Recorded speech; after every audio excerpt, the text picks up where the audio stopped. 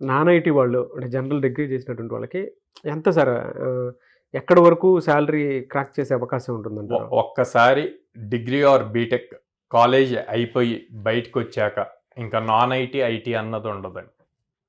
Okay, వాళ్ళ దగ్గర skill నేర్చుకోవటం అన్నది ఇంపార్టెంట్. స్కిల్ ఉంటే ఇంటర్వ్యూ క్రాక్ చేయగలుగుతారు, జాబ్ వస్తుంది అంతే. అదే, సో దానికి ఒక లిమిట్ కూడా లేదు.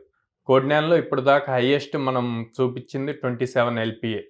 Okay, average 4 LPA. Both IT వాళ్ళు క్రాక్ చేశారు, నాన్ ఐటీ వాళ్ళు క్రాక్ చేశారు. ఇంకా డిఫరెన్స్ అన్నది ఉండదు.